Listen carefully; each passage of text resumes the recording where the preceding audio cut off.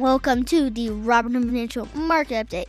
It's your host, Robert Hunt, where we look at the week's financial news. It may be confusing, misleading, and take you off course. We ought to make it actionable, understandable, and clear. What a week, and therefore, what a show. What an intro, Bobby Hunt. Couldn't have said it better myself. What a show, indeed. Hope you're staying cool if you're in Dallas, and staying warm if you're chilly. Bobby Hunt's over here with a blanket on him because he's chilly. So maybe you're doing some traveling. But the podcast goes on, doesn't it, Bob? Yes. The show goes on the road here, even at high altitude. We've got a wonderful show. The producers put together something special for you. We're going to be looking at a famous investor who, Bob, you're not going to believe how young this guy is. I think he's 25 years old. Can you believe that, buddy? Yes. Okay, well, I guess young people believe themselves. So this gentleman, Leopold Aschenbrunner, German man who's now in the States, is unwinding some of his positions. We're going to learn from him. We're then also going to look at some just market data, just what's going on, where are we with the market today, gas prices, wars, inflation, long-term rates rising, some tech stocks are absolutely crashing. What's going on, kids? We're then going to look at just, hey, let's pull our heads up a little bit. You know how we like ostrich investing, Bob, don't we? Yes. Because an ostrich does what? Because it lifts their head under the ground. That's right. That's what we do. But occasionally it's good to look up. We're going to look up a little bit and see how various assets have performed. And then it wouldn't be a great episode without Mr. Jason Zweig. We're going to close it out with a great Zweig article. The stock market is not your rich uncle. You've got uncles, don't you? Yes. The stock market is not your uncle, Bob. We'll help unpack that. But let's start off at the top. This is an article by David Faber in CNBC, July 30th, Thursday, headlined, AI investor Leopold Aschenbrunner forced to unwind all public stock positions after steep losses, sources say. Okay. Now I'm going to do a little bit of history here. This is Leopold Aschenbrunner's hedge fund. Sold all of its public stock holdings. That's not a good thing for a hedge fund. His group was called Situational Awareness.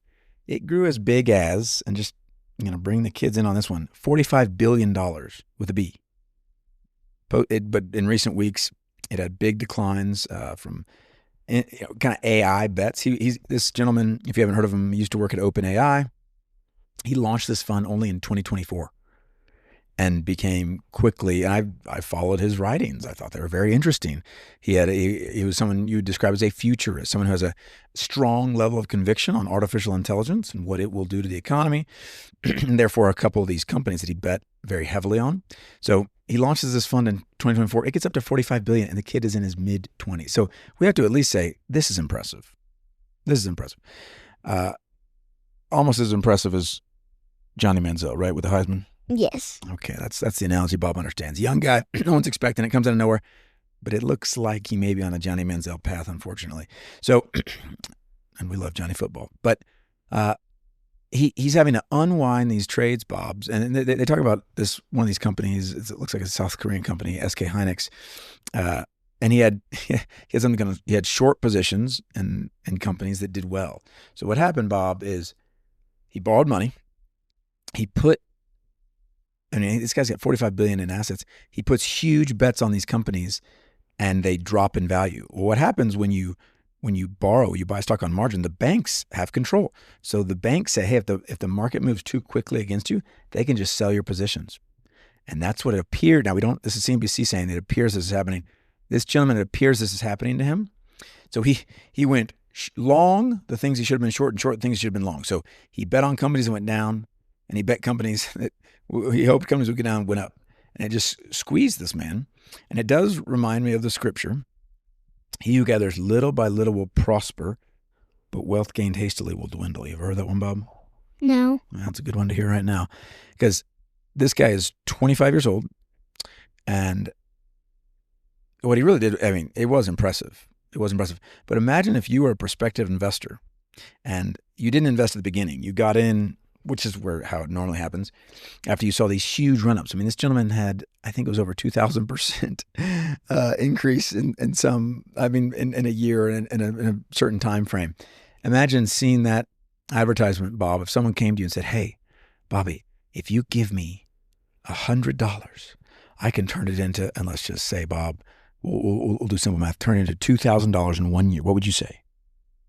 That's crazy. Amen. He passed the test. Bob, if it sounds too good to be true, it usually is. You ever heard that phrase? So if someone says, hey, buddy, I'll give you $5 for free, always be careful. And what the market giveth, the market taketh away.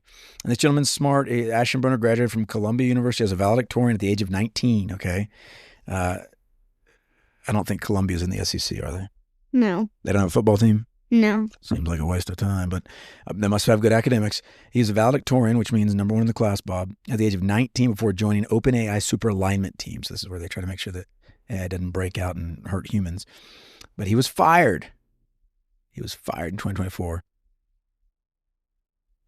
What we should learn from this is, one, we're not smarter than this guy. This guy, you and I aren't, although maybe I know some of my listeners may be, but most of us weren't valedictorians at 19 at Columbia. And if it can happen to this gentleman, if he can get margin called and have to liquidate, and oh, by the way, as we record this podcast, the positions that he had to liquidate are now ripping higher. Can you believe that? So he had to sell. He had to sell these positions at the bottom, and all the people who bought are now enjoying the benefits. And it reminds me of a Warren Buffett quote around leverage in stocks. Warren Buffett says, don't ever use leverage on stocks, but he says with regards to leverage, if you're smart, you don't need it. If you're dumb, you shouldn't use it. If you're smart, you don't need it. If you're dumb, you shouldn't use it. So just a lesson. This gentleman's going to be just fine. Leopold Aschenbrunner. He's going to be just fine. If you're 25 and have a $45 billion fund at one point, you're going to be just fine. But let's learn from him. I don't care what your level of conviction is. Don't borrow money on assets that can go up and down. And Bobby Hunt, even at your young age, if someone says, hey, give me $100, I'll turn it into $2,000 in 1 year, you're going to say, that's crazy. That's crazy. And so it is. All right, we're now going to look at some, this is an interesting, X.com, a gentleman I follow, Ben Carlson. He had this interesting line of thinking. He said it this way. He said, tech stocks are crashing, and they were. Long-term rates are rising, referencing the 30-year and the 10-year rate inching up. Inflation seems to be sticky. That's the cost of goods as it goes up. There are two wars raging. He's referencing Russia, but also Iran. Gas prices spiked, and they did. All these refineries are getting bombed. He then says this, everyone hates the new Fed chair. And then he says at the bottom, and yet the S&P 500 is 3% from all-time highs and up almost 8% on the year. And I have to remind myself of this, Bob, is that we have to be very careful not to let headlines inform how we feel about the stock market, because all these things are not positive. And yet you would have not done yourself a service to try to sell your stocks. It would have been much better to just hang in there. Don't keep your costs low, investing in one time horizon. Long, right? Long. So don't listen to these headlines. We're also going to look, this diversification matters thing. This is a Peter Maluk, one of my favorites. He just outlines, hey, let's take that ostrich head out of the sand. Let's look up at how things have done. 2026 year-to-date returns. And I'm going to go, it's fascinating to me. And here on the market update, we said this might happen. We didn't know when, but the solution was always just stay diversified. I'm going to go top to bottom. So year to date, I'm going to read the asset classes to you. So in your mind, you're going to think which one did best. But we're going to look at U.S. large cap value stocks, U.S. small cap stocks, emerging market stocks, U.S. mid cap stocks, international stocks, U.S. large cap growth, and the U.S. Magnificent Seven, the Mag Seven. These tech stocks that are big and famous, and everybody likes them. I'm going to start at let's start at the top. The best performing of those seven was the U.S. large cap value stocks. Things that have done, and these are value companies, Bob. These are kind of banks and insurance companies and consumer staples like the cereal you eat. What kind of cereal did you have this morning? Cocoa Pebbles. Cocoa Pebbles. I think maybe that's Kellogg's or Post. General Mills. Is it Post? Yeah, it's Post. Anyway, so that would be kind of a value stock. It's not a growth stock. It's cereal. You're just eating it. I had Fruity Pebbles. We're on vacation. We're living, listener. We like on vacation. We live, don't we? Yeah. And we got a little joyride too, didn't we? Yeah. Okay. We're having fun. So we start out U.S. large cap stocks. That was the best, 18.8. U.S. small cap stocks, 18.8 as well. U.S. small cap stocks have been terrible lately. They're not this year. Emerging market stocks, 15%. U.S. mid cap, 15%. International stocks up 11.2%. U.S. large cap up 8.9%. U.S. large cap growth down 0.4%, and the Mag 7 down 4.2%. It's just a lesson on we don't know when these things are going to turn. And I can assure you, neither do the experts, quote unquote, Bob. I'm using air quotes. You can't see them as you listen, but the experts also don't know when the tech stocks are going to turn and when large cap value. So don't play the game. Just invest in everything. Invest in everything. I like just either VT or VXUS and VTI. It's everything. It's large cap blend. Large cap blend means you're going to put value and growth in one bucket and just use market cap weighting. It's what Bogle, the great Jack Bogle, who popularized the index fund and founded the Vanguard Group. This is a gentleman, Bob, who's passed away now, but he said, hey, don't try to find the needle in the haystack, buy the whole haystack. He also said, Bob, when you get your statement, your envelope in the mail on how your investments are doing, throw it in the trash. Can you believe that? No. Yeah, he didn't even want you to look at it. He said, throw it in the trash. Don't look at it. He knows it wasn't good for us to look at.